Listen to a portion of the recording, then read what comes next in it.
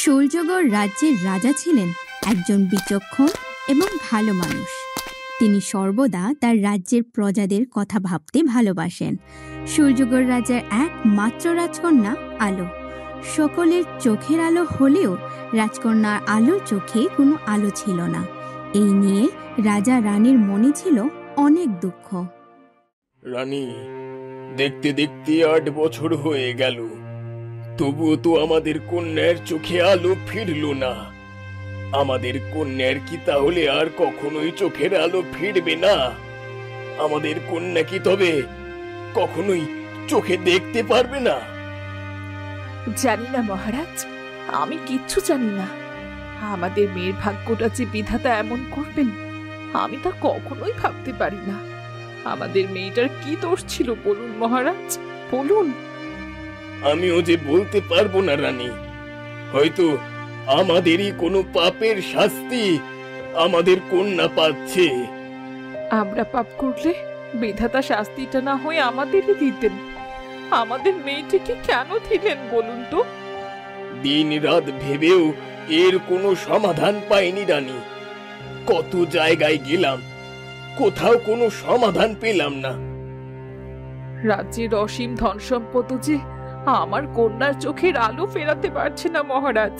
হে কেমন অসহায়ত্ব! রাজা হয়ে আপনি কিচ্ছু করতে পারছেন না, আর আমি একজন জননী হয়েও আমার সন্তানের চোখের আলো দিতে পারছি না। রাজ্য শক্তি দিয়ে হয়তো সব জয় করা যায়, কিন্তু ভাগ্য যে অন্য জিনিস। ভাগ্যের কাছে আমি যে কতটা অসহায় তা তা আমার নিজেরই মেয়েকে দেখেই প্রতিনিয়ত বুঝতে পারছি রানী। আলো নামটা রেখেছিলাম কত আশায়, কত স্বপ্ন নিয়ে। ভেবেছিলাম আমাদের জীবনকে আলোকিত করবে সে। অথচ ভাগ্য দেখুন মহারাজ, আজ তার নিজের চোখে যে আলো নেই। এইসব বলে আর কি হবে রানী? তুমি বরং মেয়ের কাছে যাও, আমি দেখি নতুন কোনো বুদ্ধি পাই কিনা। ঠিক আছে মহারাজ। রাজপ্রাসাদের ঝাঁকঝমক আর ধন সম্পদের আড়ালে ছিল এক অজানা বেদনা। একদিকে যেমন রাজাদের ঝাঁকঝমকপূর্ণভাবে দিন কাটত, অন্যদিকে জঙ্গলের ভেতরে একদম সাধারণ জীবনের দিন কাটত কাঠুরিয়া বাবলু। কাঠ কেটে বাজারে বিক্রি করাই ছিল তার জীবিকা। অল্প আয়ে চললেও তার সংসারে যেন কোনো ভালোবাসার অভাব ছিল না। স্ত্রী মালা আর একমাত্র ছেলে অয়নকে নিয়ে বাবলুর ছোট্ট কুঁড়ে ঘরে যেন ছিল তাদের সুখের রাজ্য।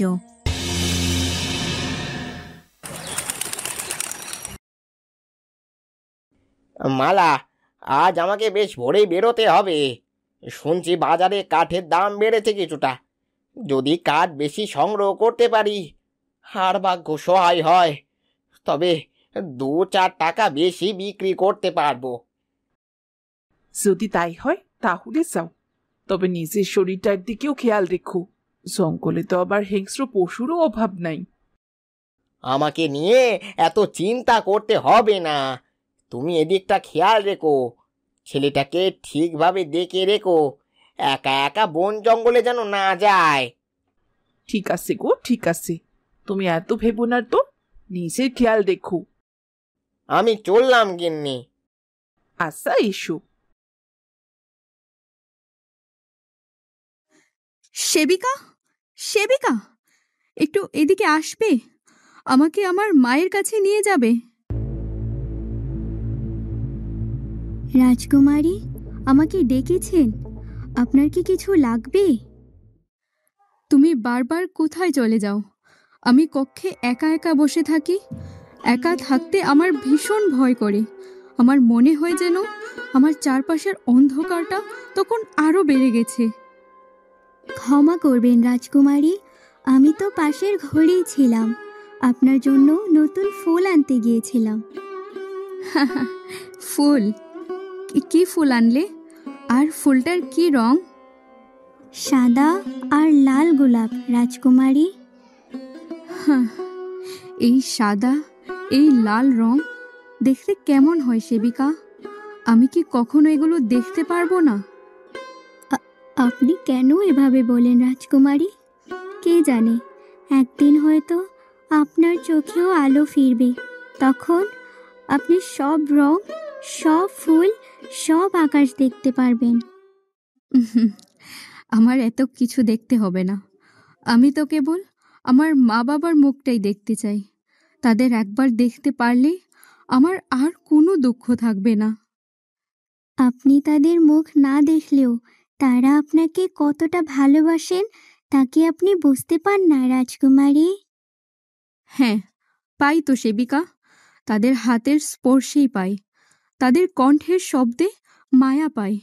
কিন্তু কিন্তু কি রাজকুমারী? মাঝে মাঝে মনে হয় আমি তাদের সবচেয়ে বড় কষ্টের কারণ।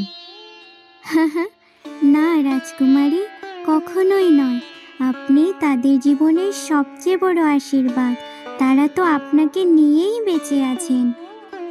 সেবিকা, আমার মনটা কেমন জানি করছে। আমাকে একটু আমার মায়ের কাছে নিয়ে যাবে? আমি মায়ের সাথে একটি কথা বলতে চাই। নিশ্চয়ই নিয়ে যাব।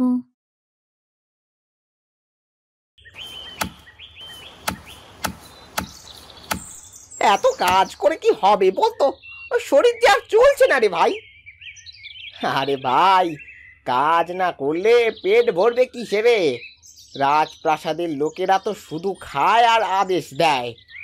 আমরা কাঠ না কাটলে তাদের হেসেলে আগুন জ্বলবে কিভাবে বল দেখি? এই সব সময় এই রাজপ্রাসাদের কথা বলিস কেন? রাজা রানীর কত ধন সম্পদ, তবুও শুনি তাদের জীবন নাকি কোনো সুখ নেই। সুখে রাজা রানীও নেই আর কাঠুরিয়ারাও নেই। তফাৎটা কোথায় বল দেখি?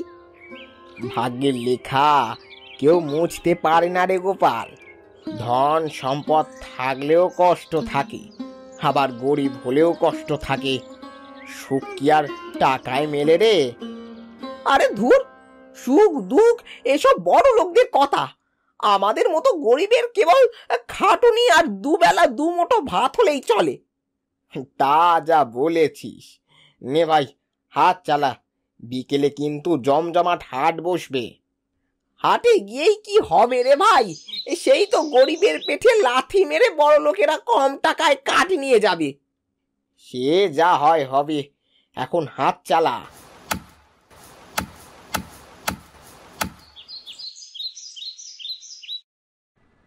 তুমি কি কিছু বলতে চাও আলো?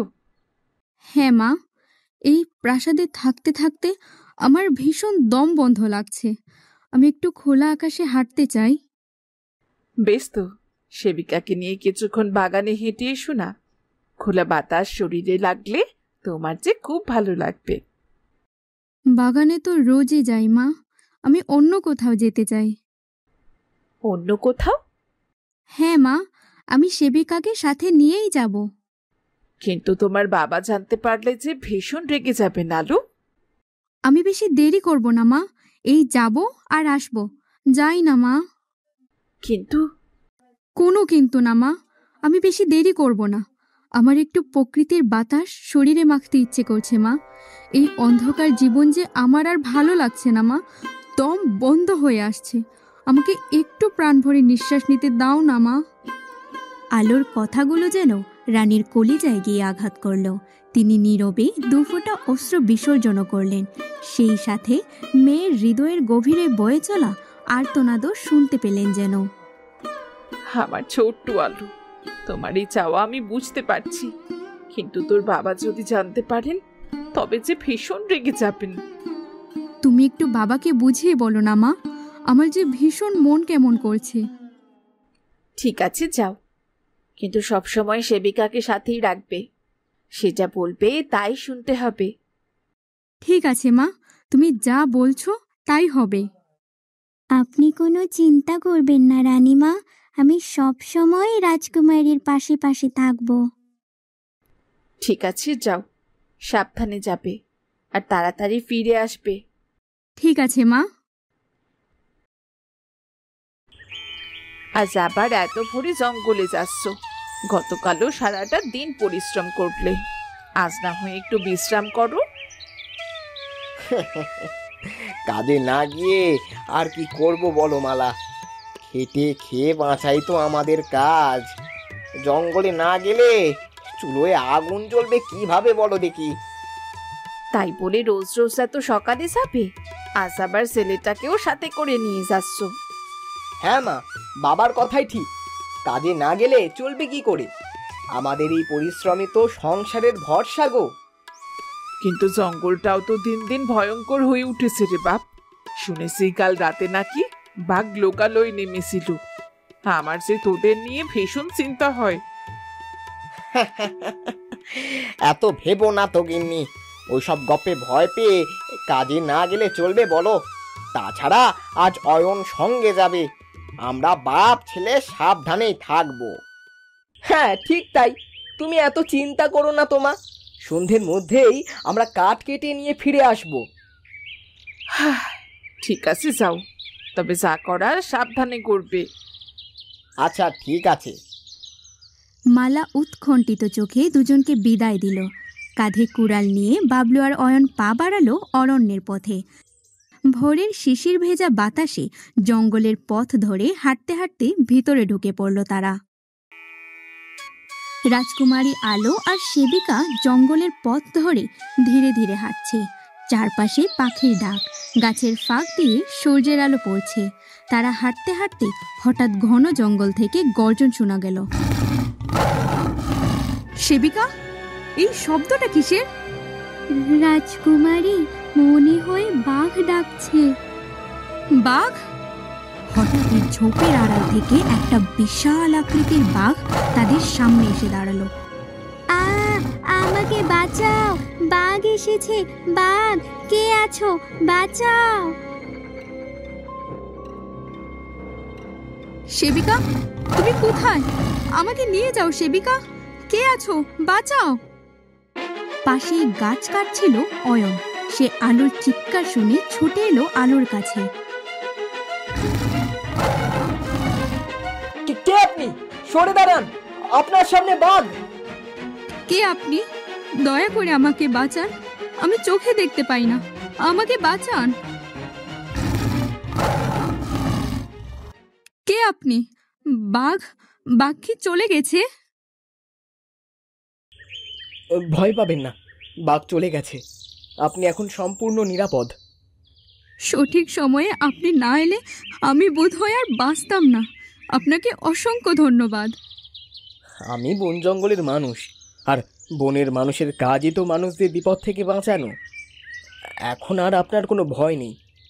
কিন্তু আপনি এই জঙ্গলে কিভাবে এলেন? আমার সাথে আমার সেবিকা ছিল। কিন্তু তাকে তো আশেপাশে কোথাও দেখছি না। হয়তো ভয়ে পালিয়ে গেছে। আপনি তাহলে এখন কোথায় যাবেন?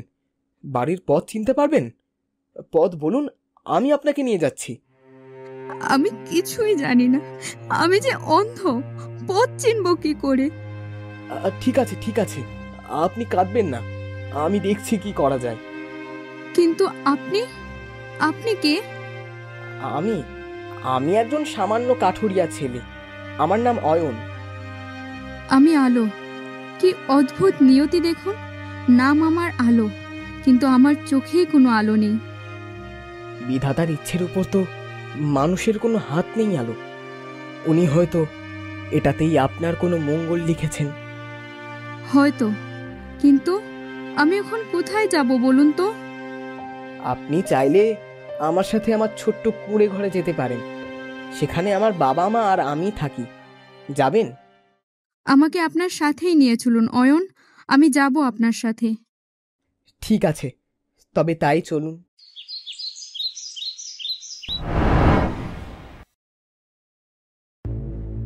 মহারাজ, মহারাজ, রানীমা, রাজকুমারী আলো, রাজকুমারী আলোর অনেক বড় বিপদ হয়েছে, শিগগিরই তাকে বাঁচান। কি বলছেন? আলোর বিপদ? কি ঘটেছে তার সাথে? আর কোথায় সে? বলো কি হয়েছে? কি হয়েছে আমার আলোর? তার কি কোনো ক্ষতি হয়েছে? জঙ্গলে হাঁটতে হাঁটতে হঠাৎ একটি বাঘ রাজকুমারীর সামনে চলে আসে। কিন্তু রাজকুমারী সেখানে গেল কেন? আর তুমি তুমি রাজকুমারীকে একা ফেলে চলে আসলে সেবিকা। আমি আমি পালাতে বাধ্য হয়েছিলাম রানীমা। খালি হাতে বাঘের সম্মুখীন হওয়াটা বোকামি ছিল। তাই বলে তুমি আমার মেয়েকে বাঘের মুখে রেখে চলে আসবে? আমি তো তোমার ভরসাতেই আলোকে পাঠিয়েছিলাম।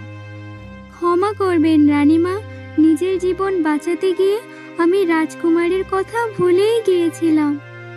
সেবিকা, দ্রুত আমাকে সেখানে নিয়ে চলো। মন্ত্রী মশাই, দ্রুত চলুন। জি মহারাজ, আমি এক্ষুনি রাজকুমারীকে খুঁজে আনার ব্যবস্থা করছি। ব্যবস্থা করলে হবে না মন্ত্রী মশাই, আমাদের আমাদের নিজেদেরই খুঁজতে যেতে হবে। জি মহারাজ, চলুন আমরা এক্ষুনি বেরিয়ে পড়ি।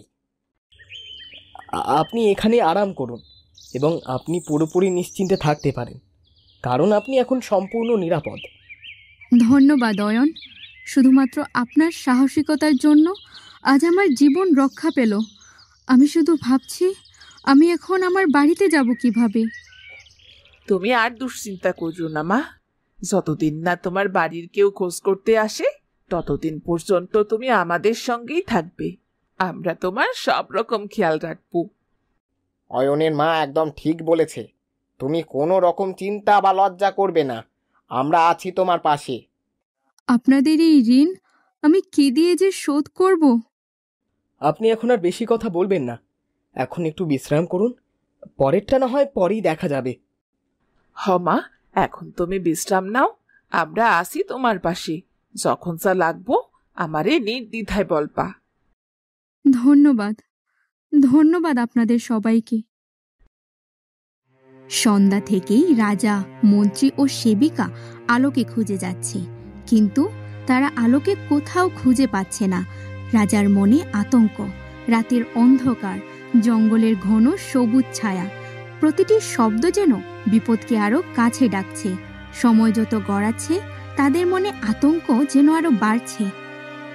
আলো, ও আলো, আমার আলো মা, কই তুমি? মহারাজ, আপনি কোনো চিন্তা করবেন না, ঠিক আমরা রাজকুমারীকে খুঁজে পেয়ে যাব, দেখবেন আপনি। মন্ত্রী মশাই, আপনি কি নিশ্চিত সে সত্যি এই জঙ্গলে আছে? মহারাজ, সেবিকার কথা অনুযায়ী তো এই জঙ্গলেই মনে হচ্ছে। মহারাজ, এটাই সেই জঙ্গল। আলো, ও আলো মা, কই গেলি রে মা? মহারাজ, শান্ত থাকুন, আমার মনে হচ্ছে রাজকুমারীকে সেই বাঘটি। খবরদার মন্ত্রী মশাই, যা বলছেন বলছেন, দ্বিতীয়বার এই কথাটি আর উচ্চারণ করবেন না। ভুল হয়েছে মহারাজ, আর আর আর ভুল হবে না।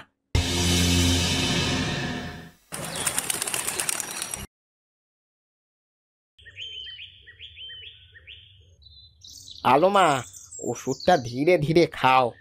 বিভিন্ন লতা পাতা আর শিকড় দিয়ে আমি এটা তোমার জন্য বানিয়েছি।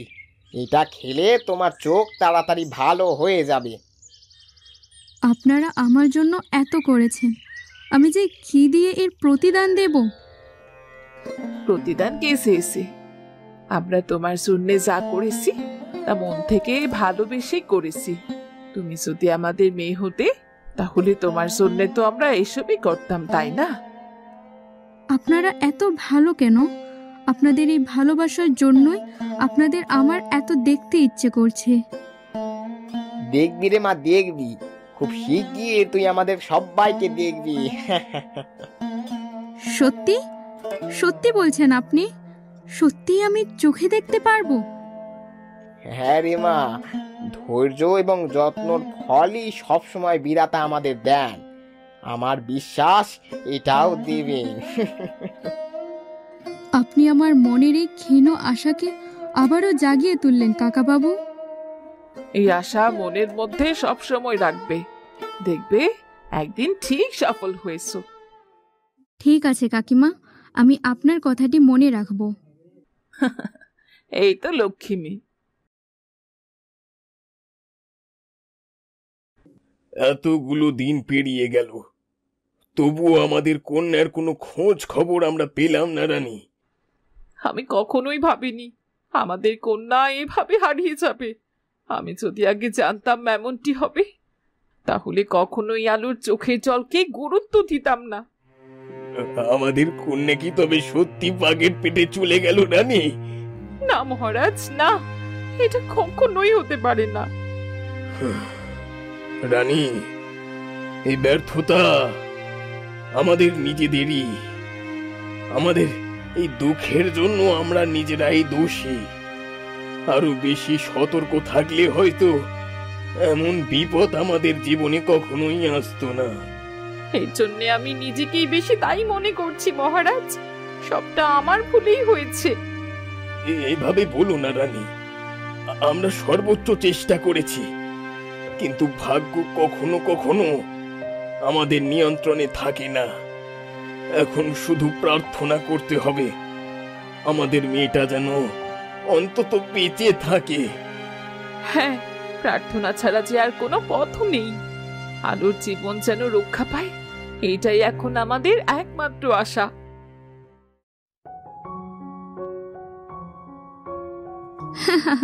অয়ন, আমরা কোথায় এসেছি?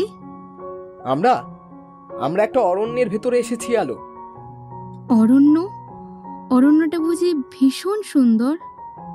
হ্যাঁ আলো, অরণ্যটা দেখতে ভীষণ সুন্দর, কিন্তু এই অরণ্যের সমস্ত সৌন্দর্য আপনার সৌন্দর্যের কাছে ফিকে পড়ে যাবে। কি যে বলেন! কই আমি অন্ধ একজন মেয়ে, আর কই এই অরণ্য? খবরদার আলো, আর কখনোই নিজেকে নিয়ে এসব ভাববেন না। এভাবে রাগ করছেন কেন অয়ন?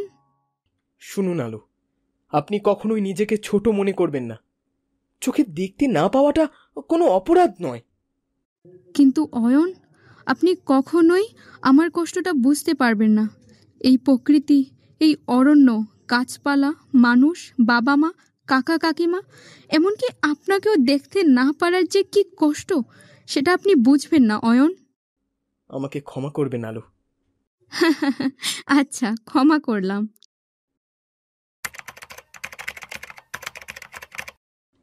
আলো মা, এই ওষুধটা খাও তো মা। আজই আমাদের শেষ ওষুধ খাওয়া। আশা করছি তোমাকে আর এই ওষুধ খেতে হবে না। হ্যাঁ আলো, আমার বাবার হাতের ওষুধের কিন্তু বেশ নাম ডাক। আশা করছি আপনি চোখে দেখতে পাবেন।